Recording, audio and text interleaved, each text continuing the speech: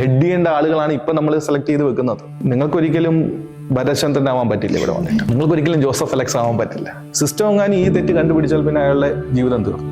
കിട്ടാതെ പോയ ആളുകളുടെ കണ്ണീരിന്റെ പുറത്താണ് കിട്ടിയ ഓരോരുത്തരും ഇരിക്കുന്നത്.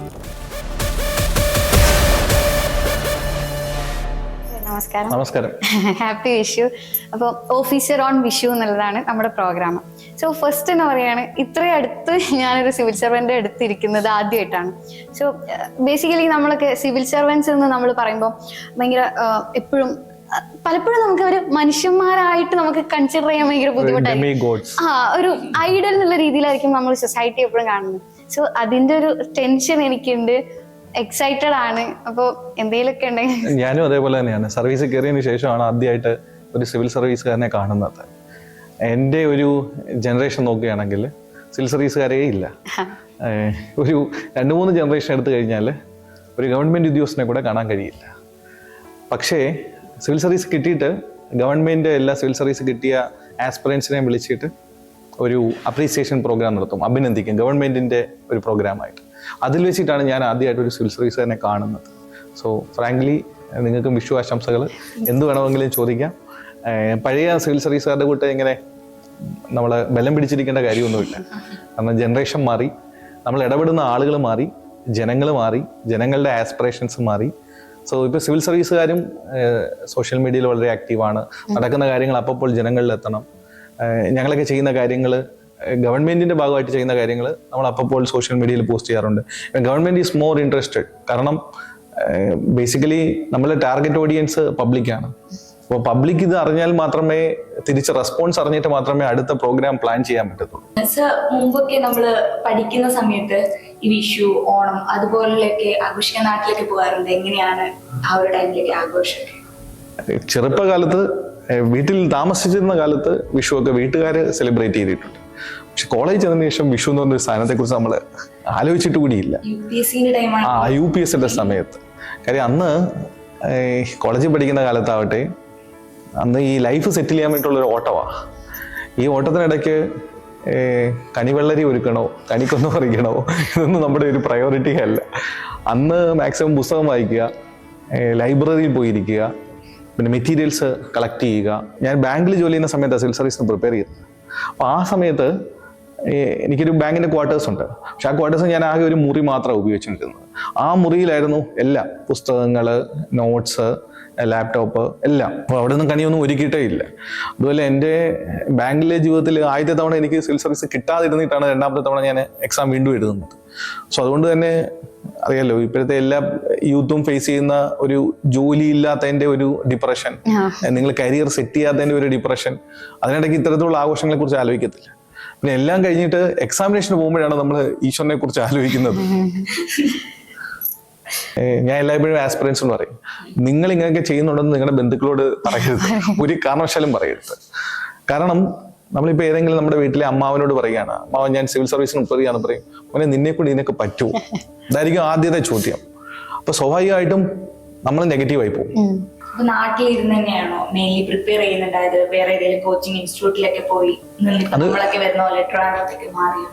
അന്ന് നമ്മുടെ ഒരു സ്വപ്നം ട്രിവാൻഡ്രമാണ്. കാരണം അന്ന് ഈ പബ്ലിക് ലൈബ്രറി, യൂണിവേഴ്സിറ്റി ലൈബ്രറി, പിന്നെ ഏതെങ്കിലും കോളേജുകളുടെ റിസർച്ച് ലൈബ്രറി, ഇവിടെ നിന്നൊക്കെ മെറ്റീരിയൽസ് മേടിക്കാം. ഇന്നിപ്പം മാറി, പൂർണ്ണമായിട്ടും മാറി. ഇന്നിപ്പോൾ എല്ലാം ഓൺലൈനിൽ കിട്ടും. ഓൺലൈനിൽ വളരെ കൃത്യമായിട്ട് എല്ലാ മെറ്റീരിയൽസ് കിട്ടും. അന്ന് ഞങ്ങൾക്ക് മെറ്റീരിയൽ കിട്ടാൻ ഡൽഹി പോകണം. ഡൽഹി പോയാലേ മെറ്റീരിയൽസ് കിട്ടത്തുള്ളൂ. അത് ആരും ഫോണിലൊന്നും വിളിച്ചാൽ ആരും അയച്ചു തരില്ല. ഇന്നത്തെ പോലെ കോച്ചിങ് ഇൻസ്റ്റിറ്റ്യൂട്ടുകൾ ഫ്രീ ആയിട്ട് കൊടുക്കുകയോ അല്ലെങ്കിൽ ഫ്രീ കോച്ചിങ് നടത്തുകയോ അങ്ങനെ ഒരു പ്രോഗ്രാമും ഇല്ല. അപ്പോൾ തിരുവനന്തപുരത്തേക്ക് വരണമെന്ന് നമുക്ക് ആഗ്രഹമുണ്ട്. പക്ഷെ ജോലി കിട്ടിയത് കൊച്ചിയിലാണ്. കൊച്ചിയിൽ ഈ സിവിൽ സർവീസിന് പറ്റിയ യാതൊരു ബാക്ക്ഗ്രൗണ്ടും ഇല്ല. ഈ കോച്ചിങ് ഇൻസ്റ്റിറ്റ്യൂട്ടുകളിലെ ഒരെണ്ണവും ഇല്ല. ആദ്യം ഞാൻ ബാങ്കിലൊക്കെ പറഞ്ഞിരുന്നു എനിക്ക് ഇത്തവണ കിട്ടുമെന്ന്, ഭയങ്കര കോൺഫിഡൻസ് ആയിരുന്നു. ആ കോൺഫിഡൻസോട് കൂടി പോയതാണ് പരീക്ഷയ്ക്ക്. ചെന്നപ്പോഴാണ് മനസ്സിലായത് പഠിച്ച പുസ്തകമൊന്നും അല്ല പരീക്ഷയ്ക്ക് വേണ്ടത്. സ്ഥിരം പഠിക്കുന്ന ചില പുസ്തകങ്ങളുണ്ടല്ലോ, ലക്ഷ്മികാന്തിന്റെ ഇന്ത്യൻ പൊളിറ്റി, കൃഷ്ണ റെഡ്ഡിയുടെ ഇന്ത്യൻ ഹിസ്റ്ററി, പിന്നെ മജീദ് ഹുസൈൻ്റെ ഇന്ത്യൻ ഇക്കോണമി, ദത്താൻ സുന്ദരം, ഇങ്ങനെ കുറച്ച് ടെക്സ്റ്റ് ഉണ്ട്. ഇതെല്ലാം പഠിച്ചിട്ട് പോയി. പക്ഷെ പഠിക്കാത്ത ഒരു സാധനം പരീക്ഷയുടെ സിലബസാണ്. സിലബസ് വെച്ചിട്ടല്ല പഠിച്ചത്, ഈ ടെക്സ്റ്റുകൾ മാത്രം പഠിച്ചിട്ട് പോയി. ഇത് പഠിച്ചിട്ട് പോയപ്പോൾ അത്തവണ ഈ UPSC എന്ന് പറഞ്ഞാല് യൂണിയൻ പബ്ലിക് സർവീസ് കമ്മീഷൻ എന്നല്ല, ഇതൊരു അൺപ്രഡിക്റ്റബിൾ പബ്ലിക് സർവീസ് കമ്മീഷനാണ്. അതായത് ഈ കോച്ചിങ് ഇൻസ്റ്റിറ്റ്യൂട്ടുകൾ ഇങ്ങനെ പുസ്തകങ്ങൾ കൊടുക്കുന്നു, ആ പുസ്തകങ്ങളിൽ നിന്ന് ആളുകൾ പഠിച്ചിട്ട് പരീക്ഷ ജയിക്കുന്നു എന്നുള്ളൊരു വലിയ ആരോപണം ഉണ്ടായിരുന്നു. അത്തവണ UPSC ഇതങ്ങ് ബ്രേക്ക് ചെയ്തു. ആ തവണ ഈ പഠിച്ച ഒരൊറ്റ പുസ്തകത്തിൽ നിന്ന് ഒരു ചോദ്യവും വന്നില്ല, ഫുൾ സിലബസിനെ ബേസ് ചെയ്തിട്ടായിരുന്നു. അപ്പോഴാണ് എനിക്ക് തിരിച്ചു വന്നപ്പോഴാണ് എനിക്ക് മനസ്സിലായത്, ഞാൻ ഈ പറയുന്ന കോമൺ ആയിട്ട് പറയുന്ന എല്ലാ പുസ്തകങ്ങളും 4-5 പുസ്തകങ്ങളും മേടിച്ച് പഠിച്ചു, പക്ഷേ കിട്ടിയില്ല. അതിന് കാരണം സിലബസ് പഠിച്ചില്ല. സ്വാഭാവികമായിട്ടും ഈ പത്രത്തിൽ നിന്നാണ് തുടങ്ങുന്നത്. അപ്പോഴാണ് ആളുകൾ പറഞ്ഞത് നിങ്ങൾ പത്രം 7 മണിക്കൂർ വായിക്കണം. അപ്പൊ ഈ 7 മണിക്കൂർ വായിക്കാനുള്ള കണ്ടന്റ് ഈ പത്രത്തിലുണ്ടോ എന്നുള്ളതാണ് അടുത്തൊരു പ്രധാനപ്പെട്ട പ്രശ്നം. അപ്പൊ ഈ UPSCക്ക് ഏത് പത്രമാണ് വായിക്കേണ്ടത് എന്നതിനെ പറ്റി ടീച്ചർമാർക്ക് ഗ്രാഹ്യമില്ല. അപ്പൊ അന്നൊന്നും ഏതെങ്കിലും ഇംഗ്ലീഷ് പത്രം വായിക്കണമെന്നോ അല്ലെങ്കിൽ ഇംഗ്ലീഷ് പത്രത്തിലെ എഡിറ്റോറിയൽ വായിക്കണമെന്നോ അത് വെച്ച് എഴുതി വെക്കണമെന്നോ ഒന്നും ടീച്ചർമാർ നമ്മൾ പറഞ്ഞിട്ടില്ല. കാരണം ടീച്ചർക്കും അറിയില്ല എന്നുള്ളതാണ്. അത്രയും എക്സ്പോഷർ ടീച്ചർമാർക്കും കിട്ടിയിട്ടില്ല. പക്ഷേ എക്സാമിനേഷനെ കുറിച്ച് പ്രോപ്പർ ആയിട്ട് അറിയണമെങ്കിൽ ഇതിന്റെ നോട്ടിഫിക്കേഷൻ വായിക്കണം, സിലബസ് വായിക്കണം. ഇത് വായിക്കാതെ മാർക്കറ്റിൽ കിട്ടുന്ന കുറച്ച് മെറ്റീരിയൽസ്, കറണ്ട് അഫേഴ്സ്, അതായത് ഞാൻ കോളേജിൽ പഠിക്കുമ്പം കറണ്ട് അഫേഴ്സ് വായിക്കും. ഈ കറണ്ട് അഫേഴ്സ് എന്ന് പറയുന്നത് അന്നത്തെ കറണ്ട് അഫേഴ്സ് ആണ്.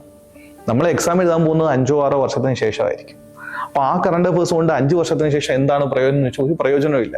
അപ്പൊ ഐക്യരാഷ്ട്ര സംഘടനയുടെ ഒരു സെക്രട്ടറി ജനറൽ ആരാണ് എന്ന് ഒരു സ്കൂളിൽ പഠിക്കുന്ന കുട്ടി ഇപ്പൊ കാണാതെ പഠിച്ചാൽ അയാൾക്ക് ഇപ്പൊ പോകുന്ന ഏതെങ്കിലും ക്രിസ്മസ് മത്സരത്തിന് ഹെൽപ്പ് ചെയ്യും. പക്ഷെ UPSCക്ക് ഹെൽപ്പ് ചെയ്യത്തില്ല. അതിന് പകരം എന്താണ് ഐക്യരാഷ്ട്ര സംഘടന, അതിൻ്റെ അകത്ത് എന്തൊക്കെ വേറെ ഏതൊക്കെ വിഭാഗങ്ങളുണ്ട്, എവിടെയാണ് അതിൻ്റെ ആസ്ഥാനം, അതിനെക്കുറിച്ച് ഒരു ഷോർട്ട് ഡിസ്ക്രിപ്ഷൻ, ഒരു 6-7 പോയിന്റ്സ് പഠിച്ചു വെച്ച് കഴിഞ്ഞാൽ അത് പിന്നീട് ഹെൽപ്പ് ചെയ്യും. അടുത്ത കാലത്ത് ഒരു കുട്ടി വന്നു, അവന് ഒരു 18 വയസ്സ് 19 വയസ്സ് പ്രായമുണ്ട്. അവന് UPSC എഴുതണം. ഞാൻ ഇങ്ങനെ പ്രിലിമിനറി കുറിച്ച് പറഞ്ഞു, ചേട്ടാ അതൊക്കെ എനിക്കറിയാം. ശരിയാണ്, അവനത് അറിയാം, പ്രിലിമിനറി സിലബസ് മുഴുവൻ അവനറിയാം. അപ്പം ഞാൻ പറയും, മോനെ മെയിൻസിന് വേണ്ടി ഈ പുസ്തകങ്ങളൊക്കെ പഠിച്ചാൽ നല്ലതായിരിക്കും. ചേട്ടാ ഞാൻ അതൊക്കെ ഓൾറെഡി കവർ ചെയ്തു. അപ്പം ഞാൻ പറഞ്ഞു, ഇന്റർവ്യൂ ഇങ്ങനെയായിരിക്കും, എനിക്ക് അതിനെക്കുറിച്ചും ഐഡിയ ഉണ്ട്. ഞാൻ ആലോചിച്ചു, എൻ്റെ 18ാമത്തെ വയസ്സിൽ ഇതിനെക്കുറിച്ച് നമുക്ക് ഒരു ഐഡിയ ഇല്ല. പക്ഷെ ഇപ്പോഴത്തെ ഒരു 18-19 വയസ്സുകാരന് നല്ല മെറ്റീരിയൽ കിട്ടും. കോച്ചിങ് ഇൻസ്റ്റിറ്റ്യൂട്ടുകളുണ്ട്, ഓൺലൈൻ കോച്ചിങ് ഉണ്ട്. ഇപ്പം അന്ന് ഡൽഹിയിൽ പോയി മെറ്റീരിയൽ കളക്ട് ചെയ്യണം. ഇന്ന് നിങ്ങൾക്ക് ഒരു കോച്ചിങ് ഇൻസ്റ്റിറ്റ്യൂട്ടിൽ കയറി കഴിഞ്ഞാൽ എൻറോൾ ചെയ്ത് പേയ്മെന്റ് കൊടുത്തു കഴിഞ്ഞാൽ നിങ്ങളെ അറ്റൻഡ് ചെയ്യുന്നത് UPSC പലതവണ എഴുതി എക്സ്പീരിയൻസ്ഡ് ആയ തോറ്റ ആളുകളാണ്. അല്ലെങ്കിൽ ചിലപ്പം ജയിച്ച ആളുകൾ തന്നെ മെന്റർഷിപ്പ് നടത്തുന്ന പ്രോഗ്രാമുകൾ ഇന്ന് അവൈലബിൾ ആണ്. പക്ഷേ ഞാൻ ഈ പയ്യനോട് പറഞ്ഞു, അങ്ങനെയാണെങ്കിൽ ഇവനെ സിവിൽ സർവീസിൽ നീ ഡിഗ്രി കഴിയുമ്പോൾ തന്നെ എഴുതിക്കോളൂ, നിനക്ക് എന്തായാലും കിട്ടാനുള്ള എല്ലാ കഴിവുമുണ്ട്. അപ്പം ഞാൻ പറഞ്ഞു, പക്ഷെ ഇതിൻ്റെ ഒരു പ്രശ്നമുണ്ട്, നീ ഇപ്പോൾ പ്രൈവറ്റ് സെക്ടറിൽ പോവുകയായിരുന്നെങ്കിൽ നിനക്കൊരു 5-6 ലക്ഷം രൂപ എന്തായാലും കിട്ടും. പക്ഷെ സിവിൽ സർവീസിൽ അത്രയൊന്നും കിട്ടത്തില്ല, നീ കയറുമ്പോൾ അത്രയൊന്നും കിട്ടത്തില്ല.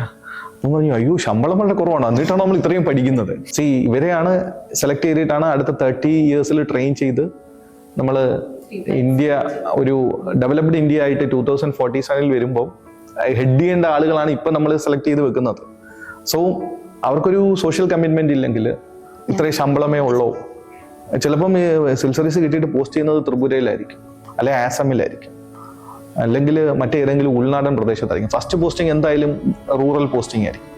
അപ്പോൾ ഇപ്പോൾ ഡൽഹിയിൽ പഠിച്ച അല്ലെങ്കിൽ ഏതെങ്കിലും മെട്രോ സിറ്റി പഠിച്ച ഒരു കുട്ടിയെ ഏതെങ്കിലും ലോക്കൽ സ്ഥലത്ത് കൊണ്ട് പോസ്റ്റ് ചെയ്യുമ്പോൾ അവനെന്താ വിചാരിക്കുക, ഇതെന്തൊരു ഡാർക്കാണ്, എന്തിനാണ് ഞാൻ ഇങ്ങനൊരു ജീവിതം സെലക്ട് ചെയ്തത് എന്ന് വിചാരിച്ചു കഴിഞ്ഞാൽ, സോ അയാളുടെ എക്സ്പെക്ടേഷനും അയാൾ സിസ്റ്റത്തിനകത്ത് വരുമ്പോൾ ഉണ്ടാകുന്ന റിയാലിറ്റിയും തമ്മിലൊരു ഫൈറ്റ് വരും.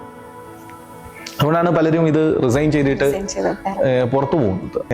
ഇതൊരു ജോബ് ആണെങ്കിൽ കൂടിയും ഇതൊരു സർവീസ് കൂടിയാണ്. അതാണ് ഇതിനോടൊപ്പം എല്ലാത്തിന്റെയും പേരിനൊപ്പം സർവീസ് ഉണ്ട്. Why it is called civil service. ഇതിനെ സിവിൽ ജോബ് എന്ന് വിളിച്ചാൽ മതിയല്ലോ, ഓക്കെ, അല്ലെങ്കിൽ ഒരു സിവിൽ പൊസിഷൻ എന്ന് വിളിച്ചാൽ മതി.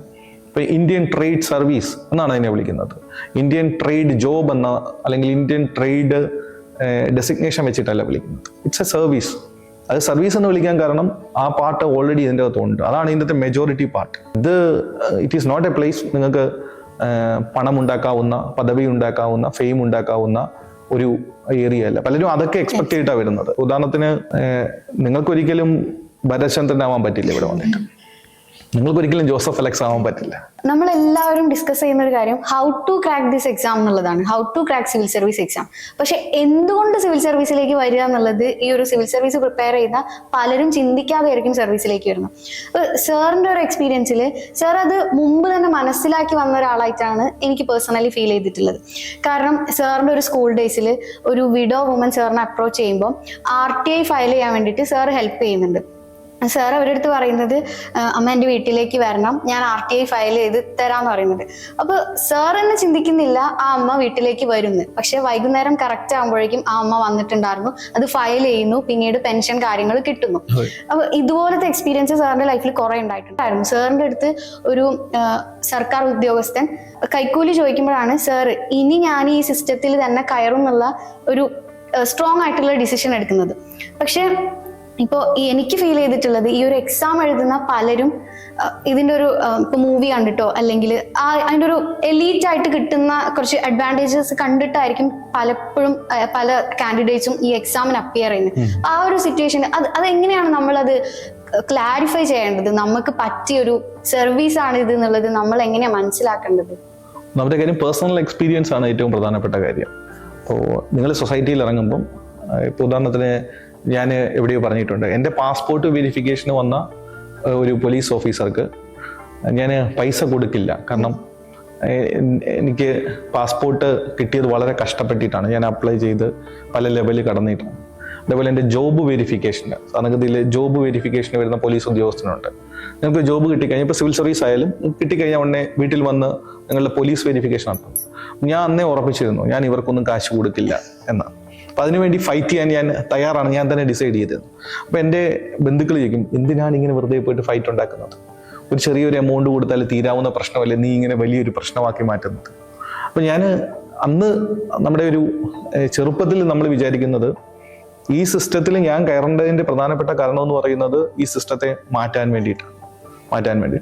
പക്ഷെ ഉള്ളിൽ വന്നു കഴിയുമ്പോഴാണ് നമുക്ക് മനസ്സിലാവുന്നത് ഈ സിസ്റ്റം ഇങ്ങനെയൊന്നും പറയുന്നില്ല. സിസ്റ്റത്തിലെ ചില വ്യക്തികൾ അവരുടേതായ രീതിയിൽ കാണിക്കുന്ന ചെറിയ തെറ്റുകളാണ് ഇവയൊക്കെ. സിസ്റ്റം എങ്ങാനും ഈ തെറ്റ് കണ്ടുപിടിച്ചാൽ പിന്നെ അയാളുടെ ജീവിതം തീർന്നു. അപ്പോൾ ഈ പുതിയ ജനറേഷനിൽ വരുന്ന പല സർവീസിലേക്ക് വരുന്ന പല ആളുകളും ഇതിനെക്കുറിച്ച് വളരെ അവെയറാണ്.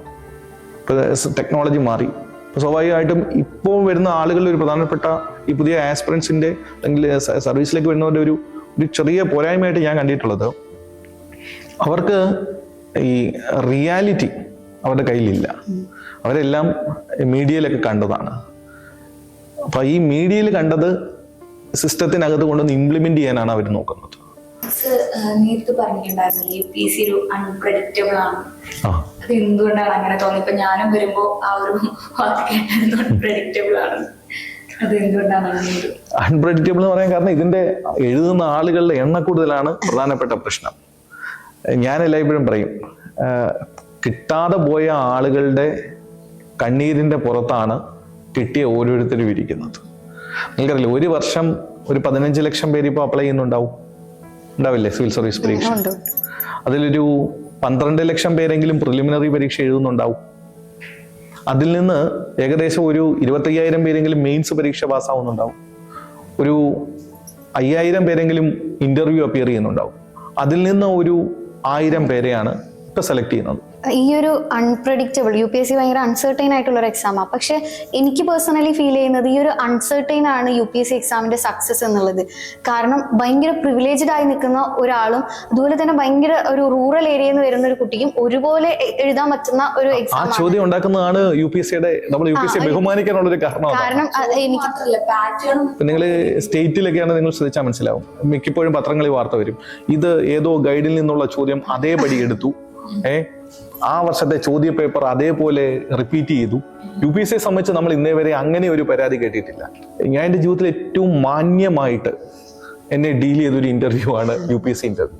അന്ന് വരെ ഞാൻ ഏതെങ്കിലും ഇപ്പം പല ഇന്റർവ്യൂവിലും പോയിട്ടുണ്ട്. ഇപ്പം ബാങ്കിന്റെ ഒക്കെ ഇന്റർവ്യൂവിന് പോകുമ്പോൾ അവർ ചോദിക്കുന്നത് ഇത് മൗണ്ട് എവറസ്റ്റിന്റെ ഹൈറ്റ് എത്രയാണ്?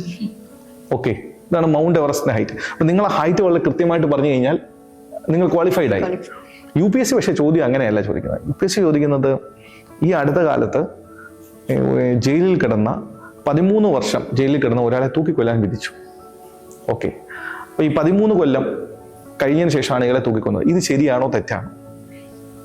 ഇത് നമ്മുടെ മുമ്പിലേക്ക് ഇട്ടു തരുന്ന നമ്മുടെ ഒപ്പീനിയൻ പറയാനുള്ള ആണ്. നമ്മൾ ഈ ഒപ്പീനിയൻ പറയുന്നതിന് മുമ്പ് എന്തുകൊണ്ടാണ്, അങ്ങനെ തെറ്റാണോ ശരിയാണോ, അതിനെന്തെങ്കിലും കോൺസ്റ്റിറ്റ്യൂഷണൽ പ്രൊവിഷൻ ഉണ്ടോ, എന്താണ് ഇവിടെ ആപ്ലിക്കബിൾ ആവുന്നത്, കോൺസ്റ്റിറ്റ്യൂഷണൽ പ്രൊവിഷനിലെ ഡബിൾ ജിയോപാഡി ഇവിടെ ആപ്ലിക്കബിൾ ആവുമോ, ഇതെല്ലാം നമ്മൾ നിമിഷ നേരം കൂടുതൽ ആലോചിച്ചിട്ട് ആൻസർ പറയണം. അതേസമയം ഒറ്റ വാക്കിൽ ഉത്തരം പറഞ്ഞു കഴിഞ്ഞാൽ നിങ്ങൾ ബുദ്ധിമാനായി എന്നുള്ള ഇന്റർവ്യൂ അല്ല UPSC ഇന്റർവ്യൂ. പല ചോദ്യങ്ങളും UPSC തയ്യാറാക്കുന്നത് സിമ്പിൾ ആണെന്ന് നമുക്ക് പ്രത്യക്ഷത്തിൽ തോന്നുമെങ്കിലും എക്സാമിനേഷൻ കഴിഞ്ഞിട്ട് നമ്മൾ ഇത് ചിലപ്പോൾ ഒന്ന് വായിച്ചു നോക്കിയാൽ ഇത് ഇങ്ങനെ ആയിരുന്നില്ല, UPSC ആലോചിച്ചത് ഇങ്ങനെ ആയിരുന്നില്ല എന്ന് മനസ്സിലാക്കുന്ന പല ചോദ്യങ്ങളും ഉണ്ടാവും. ഞാൻ അങ്ങനെ പല ചോദ്യങ്ങളും കണ്ടിട്ട് എൻ്റെ ആംഗിൾ മാറിപ്പോയി, UPSC ഇനി വിചാരിച്ചത് ഇതാണോ. അപ്പോൾ ഒരു വിഷയത്തിൽ 10-15 ആംഗിളുകൾ ഉണ്ട് എന്ന് ഈ ചോദ്യം ഇടുന്നതിന് മുമ്പ് UPSCക്ക് അറിയാം. ഇത് സ്റ്റുഡൻറ് ഇതിന്റെ 2-3 ആംഗിളുകളെ എടുക്കുന്നുള്ളൂ. 4-5 ആംഗിളുകൾ എടുത്ത സ്റ്റുഡന്റ് കുറച്ചുകൂടി തിങ്ക് ചെയ്തിട്ടുണ്ട്. 7-8 ആംഗിളുകൾ എടുത്തവൻ കുറച്ചുകൂടി പ്രിപ്പയർ ചെയ്തിട്ടുണ്ട്. ഈ ബോധ്യം UPSCക്ക് ഉണ്ട്. അതുകൊണ്ടാണ് ഒരു സിമ്പിളായ ഒരു ചോദ്യത്തെ വേണമെങ്കിൽ ടഫായിട്ട് ആൻസർ എഴുതാമെന്ന് UPSCക്ക് ബോധ്യമുണ്ട്. സാറിന് ഇന്റർവ്യൂല് ഒരു ഫണ്ണി ആയിട്ട് തോന്നിയ അല്ലെങ്കിൽ കുറച്ചുകൂടെ രസകരമായി തോന്നിയ ക്വസ്റ്റ്യൻസ് ഓർമ്മയുണ്ട്? എൻ്റെ ഇന്റർവ്യൂവിൽ ആക്ച്വലി ബോർഡ് പലപ്പോഴും എന്നെ പിടിക്കാൻ നോക്കിയിട്ടുണ്ട്. അതായത് ഞാനും ബോർഡും തമ്മിലുള്ള ഒരു ടെൻഷന്റെ പുറത്താണ് ഇന്റർവ്യൂ തുടങ്ങുന്നത് തന്നെ. അതായത് അതിലൊരാൾക്ക് ഹിസ്റ്ററി സംബന്ധമായിട്ട് ഒരു ചോദ്യം ചോദിക്കണം. അപ്പൊ അദ്ദേഹം ചോദിച്ചു, രാജാ രവിവർമ്മയുടെ കോൺട്രിബ്യൂഷൻ എന്താണ്? രാജാ രവിവർമ്മയുടെ കോൺട്രിബ്യൂഷൻ എല്ലാം നമ്മളിങ്ങനെ പറയുകയാണ്. ഇത് പറഞ്ഞു കഴിഞ്ഞപ്പോൾ അദ്ദേഹം ഹീസ് നോട്ട് സാറ്റിസ്ഫൈഡ്. അപ്പൊ അദ്ദേഹത്തിനോട് പറഞ്ഞു, ഏറ്റവും അവസാനമായിട്ട് പറഞ്ഞു, രാജാ രവിവർമ്മയുടെ കോൺട്രിബ്യൂഷൻ അദ്ദേഹം ഉദ്ദേശിച്ച കോൺട്രിബ്യൂഷൻ അല്ല ഞാൻ പറയുന്നതൊന്നും. അപ്പം അദ്ദേഹം പറഞ്ഞു, രാജാ രവിവർമ്മയാണ് ആദ്യമായിട്ട് ഈ പ്രിന്റിങ്, പിക്ചേഴ്സിന്റെ പ്രിന്റിങ് ഇന്ത്യയിൽ ഒരു മെഷീനറി വെച്ച് സ്റ്റാർട്ട് ചെയ്തത് രാജാ രവിവർമ്മയാണ്. അതാണ് അദ്ദേഹം ഉദ്ദേശിച്ച ചോദ്യം. ഒരു മലയാളിയായ എനിക്കിതറിയില്ല. അപ്പം ഞാൻ പറഞ്ഞു, sir another fact is also there. അപ്പോൾ അദ്ദേഹം എന്നോട് ചോദിച്ചു എന്താണ്? ഞാൻ പറഞ്ഞു, sir Raja Ravi Varma is the king among the painter and painter among the kings. അപ്പോൾ അതിങ്ങനെ കുറച്ച് നാലിച്ചിട്ട് ചോദിച്ചു അതെന്തുകൊണ്ടാണ് പറഞ്ഞത്? ഞാൻ പറഞ്ഞു, സാർ അദ്ദേഹം റോയൽ ഫാമിലിയിലെ മെമ്പർ ആയിരുന്നു. അപ്പോൾ അത് അദ്ദേഹത്തിന് ഒരു പുതിയ അറിവായിരുന്നു. സോ അദ്ദേഹം പറഞ്ഞു ഓക്കെ. അപ്പം അവർക്ക് അറിയാത്ത മേഖലകളിൽ നമ്മളൊരു അഡീഷണൽ ഒരു ഇൻഫർമേഷൻ കൊടുത്തു കഴിഞ്ഞാൽ അത് അവരെ ഇംപ്രസ് ചെയ്യും. അതേസമയം നമ്മൾ ഇന്റർവ്യൂവിൽ പോയിട്ട് ഫൈറ്റ് ചെയ്യുക, എല്ലാത്തിനും നോ പറയുക. എൻ്റെ ഒരു സുഹൃത്തുണ്ട്, അവന് IPS ഞാൻ പേര് പറയുന്നില്ല. പക്ഷെ എന്നിരിക്കലും അവനോട് ആദ്യം ചോദിച്ചപ്പോൾ അവൻ പറഞ്ഞു ഐ ഡോണ്ട് നോ സർ. രണ്ടാമത്തെ തവണ ചോദിച്ചപ്പോൾ അവൻ പറഞ്ഞു, sir that issue didn't come to my attention. എന്ന് പറഞ്ഞാൽ എന്താ അർത്ഥം? എന്ന് വെച്ചാൽ അറിയില്ലെന്നാണ് അർത്ഥം. മൂന്നാമത്തെ തവണ അവൻ പറഞ്ഞത്, sir I didn't research about it. എന്ന് വെച്ചാൽ എന്താ അതിന്റെ അർത്ഥം? അതും അറിയില്ലെന്ന് തന്നെയാണ്. മൂന്നാമത്തെ തവണ പറഞ്ഞു, sir I will try to explore that matter further. എന്ന് വെച്ചാൽ എന്താ അതിന്റെ അർത്ഥം? അതും അറിയില്ലെന്നാണ്. പക്ഷെ അവൻ അവതരിപ്പിച്ച ഓരോ തവണയും നോ പറയുന്ന രീതി അത് ഡിഫറെന്റ് ആണ്. എനിക്ക് ആ സ്കില്ല് അവന്റെ കയ്യിൽ നിന്നാണ് കിട്ടിയത്. ഓക്കെ, എങ്ങനെ നിങ്ങൾക്ക് നോ കണ്ടിന്യൂസ്ലി നോ പറയാതിരിക്കാം? ഒഴിവ് പറയുന്നതിന് ഒരു രീതിയുണ്ട്. അപ്പൊ ഇന്റർവ്യൂവിൽ ഇതൊക്കെ നമുക്ക് ഉപയോഗിക്കാവുന്ന ചെറിയ ട്രിക്സ് ആണ്. അതുകൊണ്ട് ഞാൻ അഡ്വൈസ് ചെയ്യുന്നത്, UPSCക്ക് പ്രിപ്പയർ ചെയ്യുന്നവര് UPSC മാത്രമേ എഴുതാവൂ എന്ന് നിർബന്ധം പിടിക്കും. നിങ്ങൾ വന്ന് വീണ് കഴിഞ്ഞാൽ നിങ്ങൾക്ക് വേറെ ഒരു പ്ലാറ്റ്ഫോം കൂടി ഉണ്ടായിരിക്കണം. വീഴുന്നത് വേറെ ഒരു പ്ലാറ്റ്ഫോമിലേക്കായിരിക്കണം നിങ്ങൾ വന്ന് വീഴേണ്ടത്. മറിച്ച് നിങ്ങൾ UPSCക്ക് മാത്രമായിട്ട് ഫോക്കസ് ചെയ്തിട്ട് നിങ്ങൾക്ക് വേറെ ലൈഫിൽ വേറെ ഒന്നുമില്ല, നിങ്ങൾ UPSC മാത്രമായിട്ട് വെച്ചിട്ടിരിക്കുക. അപ്പം അത് കിട്ടിയില്ലെങ്കിൽ നിങ്ങൾ കടുത്ത ഡിപ്രഷനിലേക്ക് വരും. കാരണം നിങ്ങൾ ഇത്രയും വർഷം പ്രിപ്പയർ ചെയ്ത ഈ സമയം മുഴുവൻ വേസ്റ്റേജ് ആയി. അപ്പോൾ സ്വാഭാവികമായിട്ടും നിങ്ങൾക്ക് വിഷമം വരും. ഞാൻ ഇത്രയും സമയം വേസ്റ്റ് ചെയ്തു, ഇനി ഞാൻ പുതിയ കരിയർ സെറ്റ് ചെയ്യണം. അപ്പം അതുകൊണ്ട് നിലവിലുള്ള ജോലിയോടൊപ്പം നിങ്ങൾക്ക് ഒന്നെങ്കിൽ പ്രിപ്പയർ ചെയ്യാം, അല്ലെങ്കിൽ 4-5 പരീക്ഷകൾ പാരലലി എഴുതി വെക്കണം. പിന്നെ UPSC മെയിൻസ് കിട്ടുകയാണെങ്കിൽ എനിക്ക് ഉറപ്പുണ്ട് നിങ്ങൾക്ക് RBA ഗ്രേഡ് B അല്ലെങ്കിൽ നബാർഡിൻ്റെ എക്സാമോ അതും അല്ലെങ്കിൽ വേറെ ഏതെങ്കിലും ഇക്വലൻ്റ് ആയിട്ടുള്ള EPFO പരീക്ഷകൾ, അതും അല്ലെങ്കിൽ അസിസ്റ്റന്റ് കമാൻഡന്റ് ഇൻ CRPF, ഈ പരീക്ഷകളൊക്കെ എഴുതി നിങ്ങൾക്ക് ഉറപ്പായിട്ടും കിട്ടും. കാരണം UPSCയുടെയും ഈ പരീക്ഷകളുടെയും സിലബസ് ഒക്കെ ഏകദേശം സെയിം ആണ്. അപ്പോൾ സ്വാഭാവികമായിട്ടും നിങ്ങൾക്ക് അവിടെ സെലക്ഷൻ കിട്ടുമ്പോൾ നിങ്ങൾക്കൊരു കോൺഫിഡൻസ് വർദ്ധിക്കും. പക്ഷെ ജോയിൻ ചെയ്യരുത്, UPSCക്ക് വേണ്ടി തന്നെ ട്രൈ ചെയ്യണം. എന്നിട്ട് കിട്ടിയില്ലെങ്കിൽ മാത്രം തിരിച്ചു വരിക. അപ്പോൾ നമ്മൾ ഈ UPSCക്ക് പഠിക്കുന്ന ആൾക്കാർക്ക് ഒരുപാട് എക്സാം എഴുതാം, അവർക്ക് കുറച്ചുകൂടെ ബെനിഫിറ്റ് ഉണ്ടാവുന്ന ഇവൻ ഞാൻ നാട്ടിൽ നിന്ന് വരുമ്പോഴും കേട്ടിട്ടുണ്ട്. അപ്പൊ അത് ശരിയാണ്. ഇപ്പൊ സാറ് പറഞ്ഞ പോലെ PSC എഴുതാൻ പറ്റും, ഒരുപാട് എക്സാമിന് നമുക്ക് കൂടുതൽ ബെനിഫിറ്റ് ഉണ്ടെന്ന് പറഞ്ഞു. ബെനിഫിറ്റ് മീൻസ് നിങ്ങളൊരു ജോബിൽ കയറുമ്പം ബോർഡ് അതിനെ കുറച്ചുകൂടി, അതായത് ഇവർ ഓൾറെഡി എക്സ്പീരിയൻസ്ഡ് ആയ ആളുകളാണ്, ഒരു ജോബിൽ ഗവൺമെന്റ് വർക്ക് ചെയ്താണെന്നുള്ളൊരു അഡ്വാൻറ്റേജ് കിട്ടും. പക്ഷേ ഇന്റർവ്യൂവിൽ പ്രശ്നം അവർ അതുമായി ബന്ധപ്പെട്ട ചോദ്യങ്ങൾ ചോദിക്കും. അപ്പം നിങ്ങൾക്ക് തന്നെ അറിയാമല്ലോ, UPSC പ്രിലിംസ് പാസ്സാവുന്ന ഒരാൾക്ക് ഈസി ആയിട്ടൊരു ബാങ്ക് ഓഫീസർ എക്സാം പാസ്സാവാൻ പറ്റും. സെയിം പാറ്റേണിൽ തന്നെയാണ്. സോ ബാങ്കിൽ ജോലി ചെയ്യുന്ന ഒരാൾക്ക് തീർച്ചയായിട്ടും അയാൾക്ക് ആ മേഖലയുമായി ബന്ധപ്പെട്ട് ഏകദേശം ഒരു അറിവുണ്ടായിരിക്കും. അപ്പോൾ അത് ഇന്റർവ്യൂവിന് പോകുമ്പം ആ പ്രൊഫഷണലിസം, നിങ്ങളാ കാണിക്കുന്ന താല്പര്യം, ജോബിനോടുള്ള നിങ്ങളുടെ കോൺട്രിബ്യൂഷൻസ്, ഇതൊക്കെ അവിടെ പറഞ്ഞു കഴിഞ്ഞാൽ ഇന്റർവ്യൂ പോയിന് കുറച്ചുകൂടെ ഒരു നല്ലൊരു ഇംപ്രഷൻ കിട്ടും. അത് നിങ്ങൾക്ക് മാർക്ക് തരും. 2 ഓപ്ഷനിലാണ് ഞങ്ങൾ എഴുതുന്ന സമയത്ത്, ഇപ്പോൾ ഒറ്റ ഓപ്ഷനിലേ ഉള്ളൂ. അപ്പോൾ ഇതിനകത്ത് ഒരു കുറുക്ക് വഴിയുണ്ട്. ഞാൻ പലപ്പോഴും ആലോചിച്ചാണ്, ഒരു കുട്ടിക്ക് നല്ല ഒരു മലയാളം നന്നായിട്ട് അറിയാവുന്ന ഒരു കുട്ടിക്ക് പ്രിലിമിനറി ക്വാളിഫൈ ചെയ്യാമെങ്കിൽ അയാൾക്ക് ഈസി ആയിട്ട് UPSC റാങ്ക് കിട്ടും. എങ്ങനെ കിട്ടും? ഓപ്ഷണൽ മലയാളം എടുക്കുക, ദെൻ ഇന്റർവ്യൂ മലയാളത്തിൽ ചെയ്യുക, നേരെ UPSC റാങ്ക് കിട്ടുമല്ലോ. പ്രിലിമിനറി മാത്രം ക്രാക്ക് ചെയ്താൽ മതി. മലയാളം കൊണ്ടുള്ള പ്രയോജനമാണ്. ഇനി മലയാളത്തിൽ ബുദ്ധിമുട്ടുള്ളൊരു കുട്ടിക്ക് വേറെ ഏതെങ്കിലും ഒരു ലാംഗ്വേജ്, ഇന്ത്യൻ ഭാഷയിൽ ഏത് വേണമെങ്കിലും സെലക്ട് ചെയ്യാം. ഇപ്പൊ തമിഴ് നന്നായിട്ട് അറിയാവുന്ന ഒരു കുട്ടിക്കാണെങ്കിൽ അത് ഓപ്റ്റ് ചെയ്യാം. അങ്ങനെ റീജിയണൽ ഒരു ബെനിഫിറ്റ് ഈ ലാംഗ്വേജ് ഈ പരീക്ഷയിലുണ്ട്. ഇനി ഇംഗ്ലീഷ് ബുദ്ധിമുട്ടുള്ള ഒരു കുട്ടിക്കാണെങ്കിൽ മലയാളത്തിൽ. ഇനി ഇന്റർവ്യൂവിൽ ബുദ്ധിമുട്ടാണെങ്കിൽ ഇന്റർവ്യൂ ചെയ്യാം. ഈ ഓപ്പർച്യൂണിറ്റി എല്ലാം UPSC തരുന്നുണ്ട്. അപ്പോൾ ഒരേ സമയം ടഫുമാണ് UPSC, അതേസമയം ലിബറലുമാണ്. ഇതാണ് റിയൽ ഇല്യൂമിനാറ്റി. ഈ ദത്താൻ സുന്ദരത്തിന്റെ ഒരു ഇന്ത്യൻ ഇക്കോണമിയുടെ പുസ്തകമുണ്ട്. അതൊരു നല്ല തടിയൻ പുസ്തകമാണ്. ഞാൻ താമസിക്കുന്ന കാലത്ത് അതെന്റെ തലയണയായിട്ട് വെച്ചുകൊണ്ടിരുന്ന ഒരു പുസ്തകമാണ്. നല്ല തടിയൻ പുസ്തകമാണ്. കാരണം എനിക്കറിയില്ല, ഈ സിലബസ് ആകെ 1.5 പേജേ ഉള്ളൂ, പക്ഷെ ഇത് 600 പേജുണ്ട്. സോ അതുകൊണ്ട് ഞാൻ പറയുന്നത്, അന്നത്തെ ഒരു ട്രഡീഷണൽ പ്രിപ്പറേഷന്റെ മെത്തേഡുകളെല്ലാം ഇപ്പൊ പൂർണ്ണമായിട്ടും മാറിക്കഴിഞ്ഞിരിക്കുന്നു.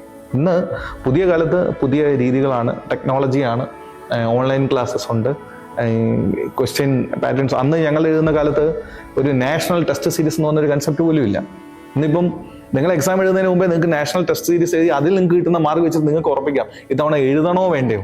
സാർ ഇപ്പോൾ ബാങ്ക് എംപ്ലോയി ആയിരുന്ന ഒരാളായിരുന്നു, പിന്നെ സിവിൽ സർവീസിലേക്ക് വന്നു, ജേർണലിസ്റ്റ് ആയിട്ട് വർക്ക് ചെയ്തിട്ടുണ്ട്. അപ്പൊ ഈ ബാങ്ക് എംപ്ലോയി എന്നൊക്കെ പറയുമ്പോൾ കുറച്ചും കൂടെ മാത്സ് ബാക്ക്ഗ്രൗണ്ട് കാര്യങ്ങളൊക്കെ ഉള്ള എക്സാം കാര്യങ്ങളായിരിക്കും. സോ അവിടുന്ന് ഈ ഒരു സിവിൽ സർവീസ് പ്രിപ്പയർ ചെയ്യുമ്പോൾ CSAT-ന് അത് എത്രത്തോളം ഹെൽപ്പ് ചെയ്തിട്ടുണ്ടായിരുന്നു? ഇത് വളരെ പ്രധാനപ്പെട്ട കാര്യമാണ്. ചില രഹസ്യങ്ങൾ പുറത്ത് പറയേണ്ടി വരും. അതായത് എന്നെ സംബന്ധിച്ച് മാത്സ് ഭയങ്കര ബുദ്ധിമുട്ടാണ്.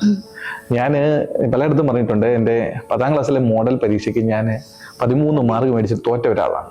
ഓക്കെ, എനിക്ക് ഈ ഡിഫറൻസിയേഷനും ഇൻ്റഗ്രേഷനും ഒക്കെ കാണുമ്പോൾ തല കറങ്ങും ശരിക്കും. അപ്പോൾ ഞാൻ 10ാം ക്ലാസ്സിൽ മാത്സ് ഒരു വിധത്തിലാണ് കഷ്ടപ്പെട്ടാണ് ജയിച്ചത്. +1 പോയപ്പം നിങ്ങൾക്കറിയാലോ, നമ്മുടെ നാട്ടിൻപുറത്തെ ടീച്ചർമാർ വിചാരിക്കുന്നത് ഏറ്റവും ഹയസ്റ്റ് മാർക്ക് മേടിക്കുന്നവന് സയൻസ് എടുക്കണം. അപ്പം ഞാൻ ഹ്യൂമാനിറ്റീസ് എടുക്കാനാണ് ആഗ്രഹിച്ചത്. അപ്പോൾ ടീച്ചർ പറഞ്ഞു, പറ്റില്ല, നിനക്ക് ഹയസ്റ്റ് മാർക്ക് ഉണ്ട്, അതുകൊണ്ട് നീ സയൻസിലിരിക്കണം. അപ്പോൾ എന്നെ കൊണ്ട് അവിടെ ഇട്ടു, അവിടെയും മാത്സ്. അപ്പോൾ ഒരു വിധത്തിലാണ് ഞാൻ അവിടെ നിന്ന് പുറത്ത് കിടന്നത്. അപ്പോൾ ഗ്രാജുവേഷന് നിന്ന സമയത്ത് നമ്മൾ പല ജോലികൾക്ക് നമ്മൾ ട്രൈ ചെയ്യും. ഈ നമ്മുടെ മാത്സ് ടെക്സ്റ്റ് ബുക്കിലെ പോളിനോമിയലോ അല്ലെങ്കിൽ ഇന്റഗ്രേഷനോ ഡിഫറൻസിയേഷനോ ഒന്നും അല്ല കോമ്പറ്റേറ്റീവ് എക്സാമിനേഷൻ വയ്ക്കുന്ന മാത്സ്. അത് പിന്നീട് ഞാൻ അതിനുവേണ്ടി പഠിച്ചു തുടങ്ങിയപ്പോഴാണ് മനസ്സിലായി, ഈ മാത്സും പഴയ മാത്സും തമ്മിൽ ഒരു ബന്ധവും ഇല്ല. ഓക്കെ, ഇതില് ലോജിക്കൽ റീസണിങ്, ക്വാണ്ടിറ്റേറ്റീവ് ആപ്റ്റിറ്റ്യൂഡ് ഒക്കെ നമുക്ക് എളുപ്പത്തിൽ പഠിച്ചെടുക്കാവുന്നതാണ്. UPSC പഠിക്കുന്ന ടൈമില് ഒരുപാട് ഫുഡ് ഇഷ്ടങ്ങളൊക്കെ മാറ്റി വെച്ചിട്ടുണ്ടോ? എങ്ങനെയാണ് അത്? ഇപ്പോ നല്ല രീതിയിൽ ഒരു സ്ഥലത്ത് പോകുമ്പോൾ അവിടുത്തെ ഫേവറേറ്റ് ആയിട്ടുള്ള ഫുഡും? ഈ ഭക്ഷണം ഒരു സിവിൽ സർവീസുകാരനെ സംബന്ധിച്ച് ഏറ്റവും കൂടുതൽ ആഘോഷിക്കാൻ പറ്റുന്നത് ട്രെയിനിങ് സമയത്താണ്. ട്രെയിനിങ് സമയത്ത് ലാവിഷായിട്ട് നിങ്ങൾക്ക് ഭക്ഷണം കിട്ടും. എൻ്റെ ഒരു പുസ്തകമുണ്ട്, മനോരമ ബുക്സ് ഇറക്കിയ തീൻമേശക്കുറിമാൻ. അതിൻ്റെ അകത്ത് ഞാൻ 2 വർഷക്കാലത്ത് കഴിച്ച എല്ലാ ഭക്ഷണവും, ഇന്ത്യയുടെ എല്ലാ സ്റ്റേറ്റിലും പോയി നമ്മൾ കഴിക്കുന്ന ഭക്ഷണങ്ങളെ കുറിച്ച് വിശദമായിട്ട് പറഞ്ഞിട്ടുണ്ട്. അപ്പം അതിൽ ഞാൻ രാഷ്ട്രപതി ഭവനിൽ ഞങ്ങളെ രാഷ്ട്രപതി വിസിറ്റിന് കൊണ്ടുപോകും, എല്ലാ സിവിൽ സർവീസുകാരെയും കൊണ്ടു. ഞാൻ രാഷ്ട്രപതി ഭവനിൽ പോയപ്പം ഒരു ഹാള് നിറയെ ഇരിക്കുന്ന ഭക്ഷണ വിഭവം കണ്ടപ്പോഴാണ് എനിക്ക് തോന്നിയത്, ഈ രാജ്യം എന്ന് പറയുന്നത് എന്തോരം വ്യത്യസ്തമായ വെറൈറ്റികളുള്ള വിഭവങ്ങളുടെ ഒരു കേന്ദ്രമാണ്. നമുക്കിതൊന്നും അറിയില്ല. പക്ഷേ നമുക്കൊരു സ്ഥലത്ത് പോകുമ്പം, അപ്പം മുംബൈയിൽ പോയപ്പം ഞാൻ ഇറാനി ചായ കുടിച്ചു, ലക്നൌവിൽ പോയപ്പം അവധ് ബിരിയാണി കഴിച്ചു. ഓക്കെ, അതേപോലെ അങ്ങനത്തെ പല പ്രധാനപ്പെട്ട കാര്യങ്ങളും. തമിഴ്നാട്ടിൽ പോകുമ്പം ഡിണ്ടിഗൽ ബിരിയാണി നമുക്ക് അല്ലെങ്കിൽ കഴിക്കാൻ വേറെ ഒരു വഴിയില്ല, അല്ലെങ്കിൽ ഇവിടെ നിന്ന് പോകണം, നമ്മൾ അതിനുവേണ്ടി പോകണം. നോർത്ത് ഈസ്റ്റിൽ പോകുമ്പോഴുള്ള പല വിഭവങ്ങൾ, കാശ്മീരിൽ പോകുമ്പോഴുള്ള പല വിഭവങ്ങൾ, ഇതെല്ലാം സിവിൽ സർവീസിലൂടെ കിട്ടിയ ഒരു പ്രധാനപ്പെട്ടതാണ്. പക്ഷേ പ്രിപ്പയർ ചെയ്യുന്ന കാലത്ത് ഭക്ഷണം ഒരു സാധാരണ ഭക്ഷണമാണ്. അന്ന് ഇവിടെ യൂണിവേഴ്സിറ്റി ലൈബ്രറിയിൽ നിന്നിറങ്ങി പാളയത്ത് MLA ഹോസ്റ്റലുണ്ട്. അവിടെ 7 രൂപയ്ക്ക് കഞ്ഞിയും 2 രൂപയ്ക്ക് പയറും കിട്ടുന്ന കാലമുണ്ടായിരുന്നു. അപ്പോൾ അതായിരുന്നു നമ്മുടെ കാലം അന്ന്. എക്സാമിന് പ്രിപ്പയർ ചെയ്യുന്ന സമയത്ത് നേരെ യൂണിവേഴ്സിറ്റി ലൈബ്രറി പോകുന്നു, അവിടെ നിന്ന് MLA ഹോസ്റ്റലിൽ പോകുന്നു, കഞ്ഞിയും പയറും കഴിക്കുന്നു, അവിടെ നേരെ പബ്ലിക് ലൈബ്രറി പോകുന്നു. പബ്ലിക് ലൈബ്രറി വൈകുന്നേരം 7:30 വരെയുണ്ട്. എന്നിട്ട് അവിടെ നിന്ന് ഇറങ്ങി നേരെ മ്യൂസിയത്തിൽ പോകുന്നു. മ്യൂസിയത്തിലിരുന്ന് UPSC വീണ്ടും ഡിസ്കസ് ചെയ്യുന്നു. അതിനുശേഷം വീട്ടിൽ പോകുന്നു. നെക്സ്റ്റ് ഡേ രാവിലെ വീണ്ടും വരുന്നു, യൂണിവേഴ്സിറ്റി ക്യാൻറ്റീനിൽ നിന്ന് ബ്രേക്ക്ഫാസ്റ്റ് കഴിക്കുന്നു. ഇങ്ങനെ ഒരു ലൈഫായിരുന്നു അന്ന്. സാർ ഇനിയിപ്പോൾ പ്രിലിംസിന് വെറും 40 ദിവസം മാത്രമാണുള്ളത്.